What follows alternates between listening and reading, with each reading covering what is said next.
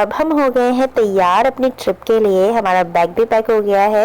यहाँ हम वेट कर रहे हैं ऑटो के लिए जिससे हम मेट्रो स्टेशन जा सकें। अब हम मेट्रो स्टेशन पहुँच गए हैं जिससे हम रेलवे स्टेशन जा सकें। इस ग्रुप में हम 7 लोग जा रहे हैं जिसमें मेरे पापा, मेरे छोटे वाले भैया, मेरे बड़े वाले भैया और मैं और मेरी भाभी और मेरी भाभी की बहन और एक इंसान और है जो हमारे साथ जा रहा है जिससे मैं आपको बाद में मिलाऊंगी।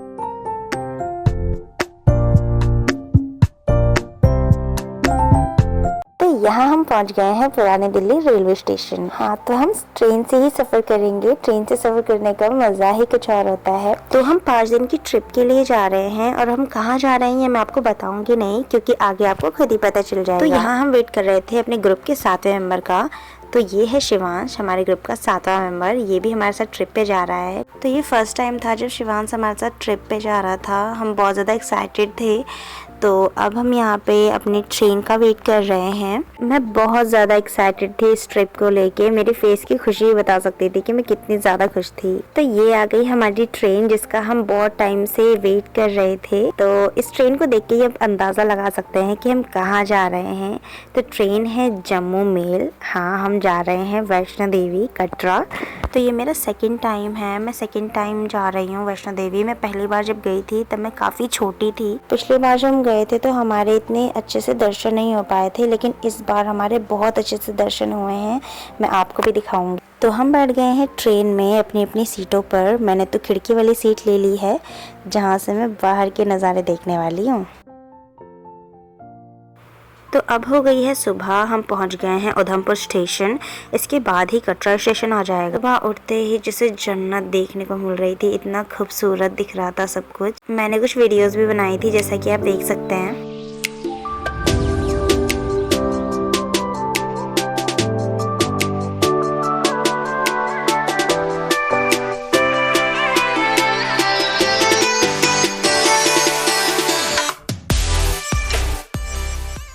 वैष्णो देवी मंदिर कश्मीर के जम्मू क्षेत्र में कटरा के पास एक त्रिकुटा की पहाड़ी पर लगभग 52,000 फीट की ऊंचाई पर उपस्थित है।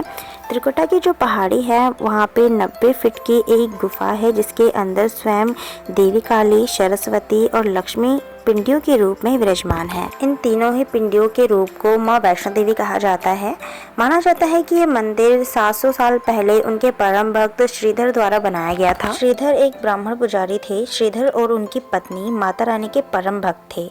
एक बार श्रीधर को अपने सपने में दिव्य के जरिए भंडारा कराने का आदेश मिला, लेकिन श्रीधर की आर्थिक स्थिति ठीक नहीं थी, जिसके कारण आयोजन की चिंता करने लगे और चिंता में पूरी रात जगे। उन्होंने सब किस्मत पर छोड़ दिया था। सुबह होने पर वहां लोग प्रसाद ग्रहण करने के लिए गए, जिसके बाद उन्होंने देखा कि वैष्णो देवी के रूप में एक छोटी कन्या उनकी कुटिया में पधारी और उनके साथ भंडारा तैयार किया।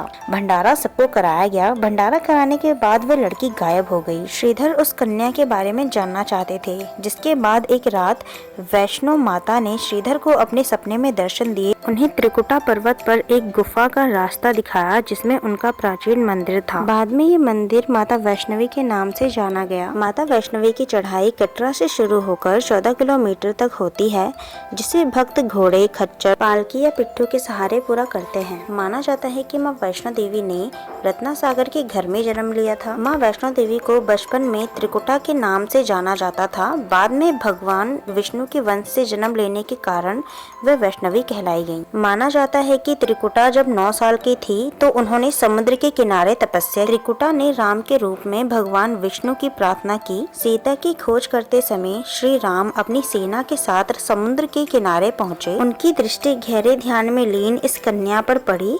त्रिकुटा ने श्री राम से कहा कि उसने उन्हें पति के रूप में स्वीकार किया, पर श्री राम ने बताया कि उन्होंने इस अवतार में केवल सीता के प्रति निष्ठावान रहने का वचन लिया है।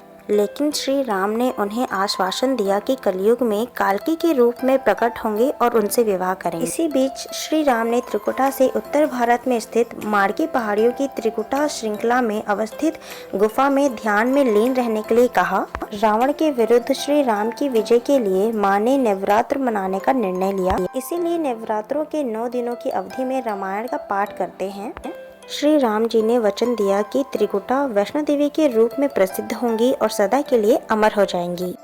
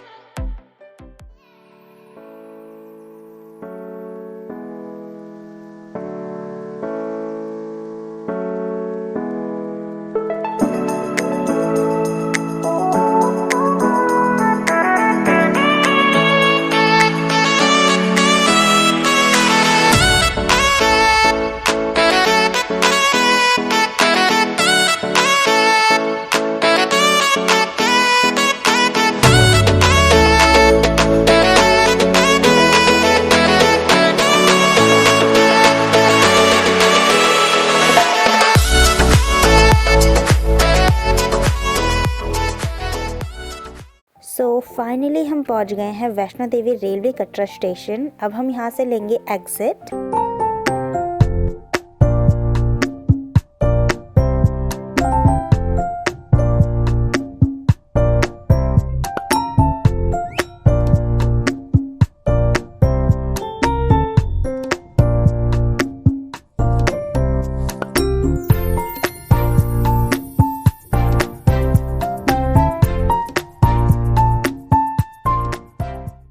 एग्जिट के लिए बहुत ज़्यादा भीड़ हो रही थी बिकॉज ऑफ सिक्योरिटी पर्पस। यहाँ पे चेकिंग हो रही थी जिसकी वजह से बहुत ज़्यादा भीड़ हो गई थी, इसीलिए हम बाहर रुककर वेट कर रहे थे कि थोड़ी भीड़ कम हो तो हम अंदर जाएं।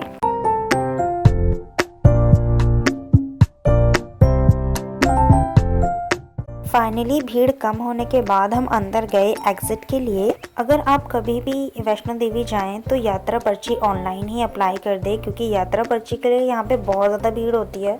यात्रा पर्ची के लिए हमने ऑनलाइन पहले से ही अप्लाई कर दिया था। अगर आपने ऑनलाइन यात्रा पर्ची पहले ही बनवा ली है तो आपको यहाँ पे लाइन में लगने की ज़रूरत नहीं है। जब आप वैष्णो देवी की चढ़ाई करेंगे तो चढ़ाई की शुरुआत में ही कटरा के पास आपको यात्रा पर्ची मिल जाएगी। बिना यात्रा पर्ची के आप यात्रा नहीं कर सकते, इसीलिए जब भी वैष्णो देवी जाएं तो ध्यान से यात्रा पर्ची जरूर बनवाएं। तो यहाँ चेक इन कराकर हमने ले ली है एग्जिट और सामने ही बहुत प्यारा व्यू है। जैसा कि आप देख सकते हैं कितना प्यारा लग रहा है ये यहाँ से।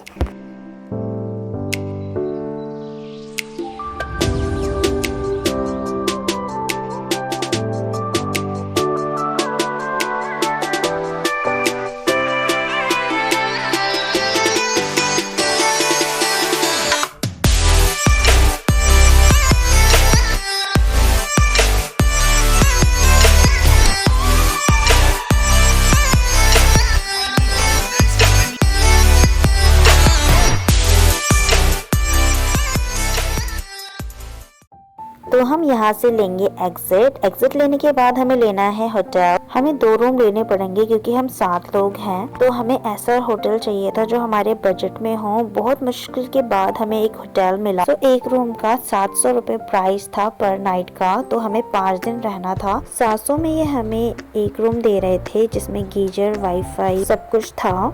तो फाइनली हम पहुंच गए हैं होटल। ये है हमारा होटल। तो 700 में ऐसा होटल कुछ बुरा नहीं है, काफ़ी अच्छा होटल है। तो मैं अब आपको अपना रूम दिखाती हूँ। तो हमने लिए हैं 2 रूम। पहला रूम ये है जिसमें सारे लड़के रहेंगे और सेकंड रूम ये है। ये जो हमारा रूम है ये लड़कियों का रूम है, तो हमने सबसे अच्छा वाला रूम लिया है। रूम थोड़ा महंगा था पर उन्होंने हमें 700 रुपये में ही दे दिया ये वाला। हम यहाँ पे थोड़ा रेस्ट करेंगे और नहाकर अपनी यात्रा शुरू करेंगे।